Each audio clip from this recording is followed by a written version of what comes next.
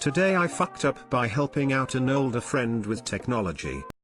This wasn't today, but will forever be etched into my brain. An older friend of mine, 70F, asked me, 32F, to help her out with starting a business page on Facebook. I went over there and got started, going step by step with instructions on how to do everything. When I got to showing her how to upload photos to a post, I clicked on her camera roll, her photos all popped up and my brain slowly adjusted to what I was seeing. Very close-up private shots of her lady parts. Absolutely nothing left to the imagination. I am a nervous laugher, started laughing just went oh my god, while trying to get the images off the screen. Problem was, it was on an iPad and she had covered the images with her hand while I was trying to exit out of the camera roll, but being touch screen it wouldn't work. So we were just both sitting there attacking the screen trying to make them disappear. Once we finally got them off the screen, she apologized and I just said all good.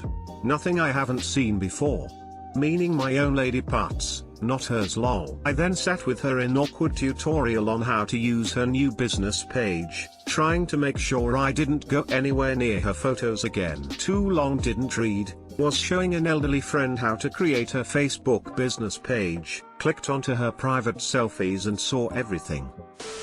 I was helping an elderly woman with her computer. She was worried about her grandchildren using it and what websites they might visit. So I showed her the history folder. It was filled with visits to the spanking page. She immediately gets up to yell at her husband like, what the hell, Joe?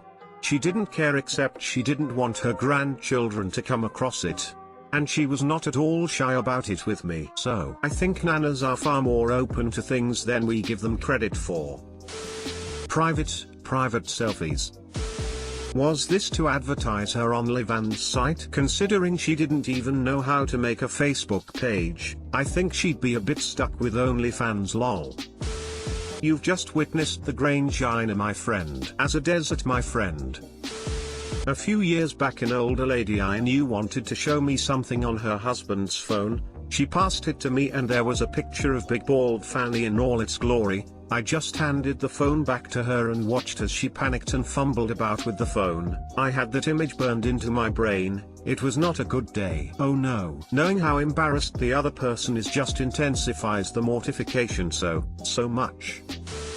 Today I fucked up by calling my current girlfriend my ex's name. So I've had two girlfriends in my life. My current girlfriend of about a year who I absolutely adore and a girl who I dated for a little over 2 years in high school. It's been several years since the first girlfriend, and in that time the ex has moved on and recently got engaged. My current girlfriend and I just got back from a hiking trip, and to my surprise it looked from the engagement pictures that her new dude proposed at the same exact place we had hiked to, possibly even the same day we were there. In my astonishment I turned to my current girlfriend to show her the pictures and tried to get her attention by accidentally calling her the name of my ex. To make matters worse, the whole thing happened within earshot of the rest of my family, who I'm sure will never let me live it down. This has never, ever happened to me before, and I've sure got some grinding to do to get back on her good side. Too long didn't read. My ex got engaged in the same place I went hiking with my current girlfriend just days before, and in my haste to show her the pictures I called my girlfriend the name of my ex. I dated this girl for 5.5 years. When we broke up and I started dating somebody new, my entire family on multiple occasions would call my new girlfriend my ex's name. Pretty mortifying. Girls do it too. I called one of my BFFs by an ex name out of panic situation we were in, plus both their names start with a J. My mom calls my stepdad by my dad's name by accident occasionally. The thing is, she consistently does it once in a while. She still can't stop doing it.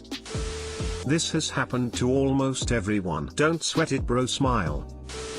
Happened with me in intimate situations the first couple months into my relationship with my current wife. She was understanding. Embarrassing, but it's about habits, not feelings, and it goes away. When my husband and I first started dating, I accidentally call him my ex's name. It was always when I was angry. Embarrassed smiley face.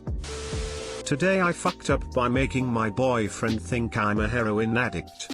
So, apparently shelter in place has done nothing to diminish the population of mosquitoes because my ankles got chewed to high hell by these blood-sucking, micro motherfuckers while out in the garden for 30 seconds over the weekend. Now, during the day, I can usually put up with the itch of mosquito bites. But in the middle of the night, devoid of all other stimuli, the itch becomes so unbearable I would drain a bank account to make it stop. Unsurprisingly, the hell itch cropped up in the middle of night last night, rendering me incapable of any amount of sleep or comfort. Now, there's a trick I've been using for mosquito bites I learned when I was a camp counselor in high school, and anti-itch creams were considered controlled substances by the camp doctor. It's called the hot spoon trick, where you heat up a spoon with a lighter and tap the mosquito bite. The way it works is the heat will denature, cook, the protein in mosquito saliva that causes the allergic, itchy reaction, effectively healing the bite. Hit it with a little Benadryl cream after and you're good to go. You have to hit the heat sweet spot, not hot enough to burn yourself, but hotter than would be comfortable if you were using hot water. In 15 plus years of doing this, I've not once burned or injured myself and have no scars. Insert the requisite. I don't endorse this, so don't sue me if you try it and burn yourself.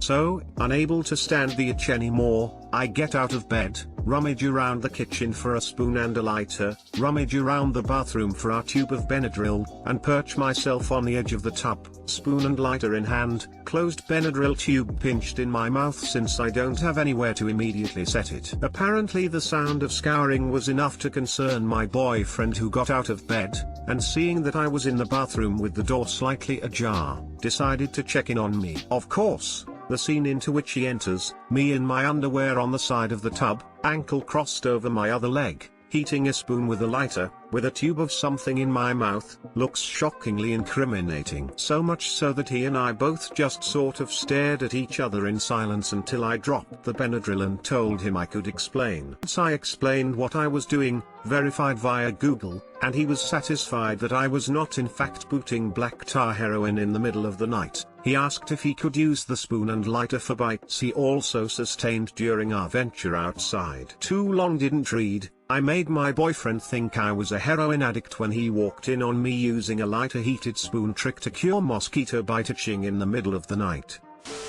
Haha. When I was in like 8th grade, my pap was looking through my tackle box. He goes, "Oh my god, buddy." "No. What are you doing with this?" "Not you." It was a hypodermic needle. Used it to insert air into worms to make them float on the bottom of the lake. I am so totally not a heroin addict, pap. Trust me. There is an electronic version of this in Germany. It's called Bite Away and does the exact same thing without the danger of burning yourself or looking like a heroin addict. Smiley face. But where's the thrill in that? Part of the relief is the natural high from the danger. I love looking at this from his perspective. Very funny post. I also get bad bug bites. When it's really bad, I've used deodorant on them, since that dries it out. I don't have a lighter, but I like hot spoon method.